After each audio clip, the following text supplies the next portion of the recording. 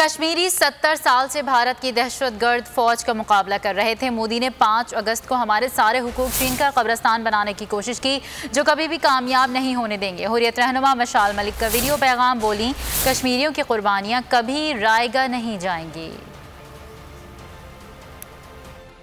ہم سے غلامی کی امید نہ رکھ، ہم مر جاتے ہیں پر کسی ظالم کی بیعت نہیں کرتے۔ یہی وہ نعرہ ہے ہر کشمیری کا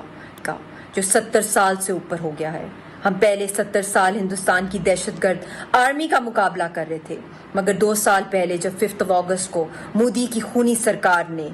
370 اور 35A کو جب ایبروگیٹ کیا اور ہندوستان کی عوام کو یہ حق دے دیا کہ وہ آئیں اور اللیگلی کشمیریوں کی زمینوں پہ قبضہ کریں، ہمیں اپنے گھروں سے نکال دیں، ہمارے ووٹر رائٹس لے لیں، ہمارے اونرشپ کے رائٹس لے لیں، ہمیں اسٹیٹ لیس کر دیں، ہمیں ریفیوجی بنا لیں، ہمارے سارے حقوق کو چھین کے یہاں پہ قبرستان بنا دیا جائے اور پھر ہندوستان یہاں پہ راج کرے، یہ کبھی بھی ممکن نہیں ہوگا انشاءاللہ تعالی۔ اور میں آپ سب سے اپیل کرتی ہوں کہ دنیا کو آپ یہ پیغام پہنچائیں، پاکستان کی عوام جو ہے، جو کشمیری ڈائسپورا ہے، کہ جو گھناؤنا ایکٹ ہندوستان نے کیا ہے، جو وائلیٹ کیا ہے UN کی قراردادوں کو، انٹرنیشنل لا کو، ہیومینیٹیرین لا کو، ان کے خلاف سینکشنز لگنی چاہیے، اکنامک اور ڈیفنس